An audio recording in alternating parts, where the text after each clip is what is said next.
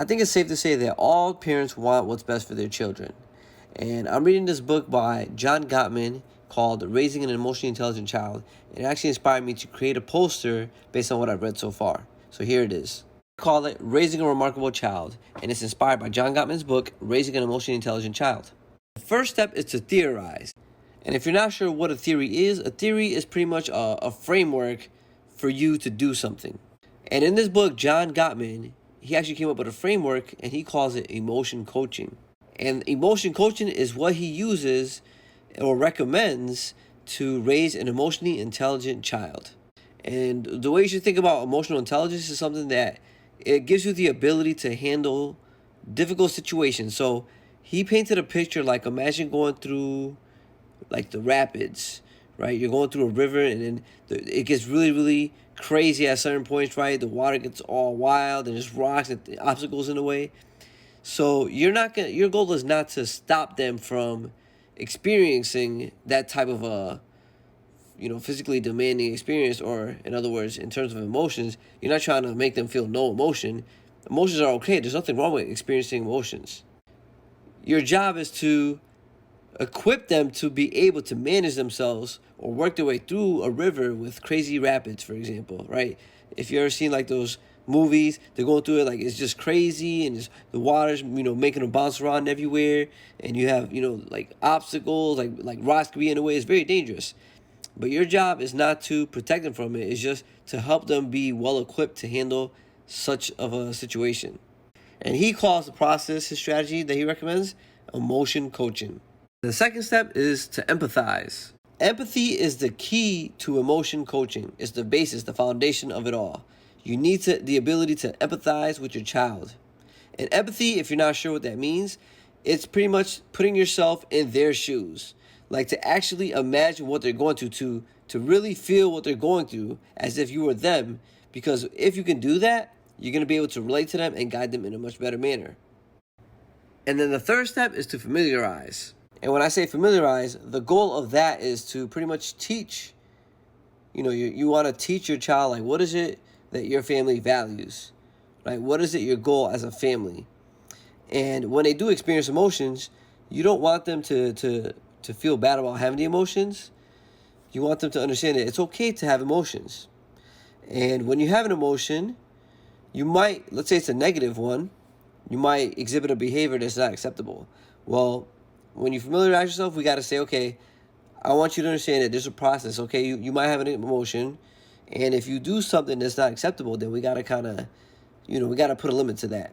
We got to put a stop to it, because it's not the behavior, it's not the emotion that's the problem, it's the behavior. You don't want to give your child the idea that their emotions are bad. It's the behavior, the negative behaviors that we need to take care of, right? Because your emotions, you can't control them, but you want to be able to channel the behaviors that they cause you to do in a better manner. So if it does create you to do a negative behavior, then as a parent, you want to guide them in the right direction. Let me show you a template I came up with to help show you an idea of the process of emotion coaching. And this is what I've learned so far, so I put it together, and I worked really hard on it for you. It took me all day, but I think it's a good representation of what I've learned so far, and that way it'll save you a lot of time, so you don't have to actually go ahead and read the book. But I still recommend reading the book because, it's what you're going to be seeing is my interpretation, and I do my best to summarize it for you and condense it as much as possible. But, I still recommend read as much as you can because it's only going to make you better. So here are the 4 steps. You accept the child's emotions. You want to label their emotions so that they understand what it is that they're experiencing. Then you want to set limits. So if they have a negative behavior that is unwanted, you got to tell them that it's unacceptable, and you got to figure out how to redirect it, which is the last step. Say, okay, can you come up with a better way? Let's try this. Let's try that. And I actually came up with a template here. So you see here it says, it's okay for you to, and then in here it says label the emotion. So when it says label the emotion, it's basically you're going to come up with a label. And then it says because, and then you're going to identify the problem. And then you say, but it's not okay for you to, and then you say, what was the negative behavior that you did not want them to show, or it was unwanted? And then you ask them at the end something like, can you think of a better way to deal with your feelings? That way they can learn how to channel their behavior in a better way. And they're going to grow from that. And by doing that, they get emotional intelligence. And then you can see here underneath is a sample of the template, how I used it. So it says here, it's okay for you to, and the emotion I said was feel frustrated. So it's okay for you to feel frustrated because, and then the problem I identified was, I didn't change the page on time. And by the way, this was actually something that really happened. And then it says here, but it's not okay for you to, and then basically I had to identify the negative behavior, which I said was smack the book out of my hands. And then I would say something like, can you think of a different way to deal with your feelings? I just want to point out this actually really happened, but my daughter's only 1.5, so I can't ask her to come up with a different way to deal with her feelings because she can't communicate that well.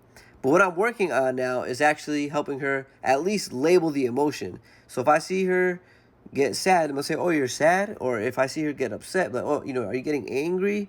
So I try to at least give her the labels because she already knows, for example, how to identify happy. When she sees a happy face, a picture of a happy face, she says, oh, happy. So that lets me know that she's able to identify what happy looks like, what sad looks like.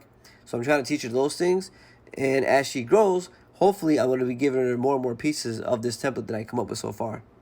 So if you enjoy this, make sure you download it. I'll put the link for this in my description below. And make sure you subscribe and like this video and subscribe to the YouTube channel. Make sure you check out my website, schoolyourbrain.com. I have a whole bunch of playlists that I'm creating. And in the playlist, I'm doing things like parenting. I'm going to start working on things like hacks for motivation because I read a lot of books on self-improvement. So I'm trying to organize it into playlists. That way, if you do subscribe to my channel, you can visit my website and then you could just go to the playlist you want to learn more about. So you can see here, this is schoolyourbrain.com, right? And you go over here to where it says playlists, and you can see, for example, if I click here, so I click on playlists, and you can see that it goes to like different playlists. So far, I have like parenting, so I have parenting right here, and I'm also doing other ones that I'm working on. So like I do things like on communication, and you might not see too many things right now. Like you can see, this one only has two things right now, but it's a lot of stuff that I read in books, and I'm gonna start creating playlists based on what I take out of it. So emotional intelligence is another topic. So definitely check it out because it's going to have a lot of things in here that's going to help you with self-improvement. Because these are things that I find very interesting, like, changing bad habits, things like that. And if that interests you, make sure you check it out.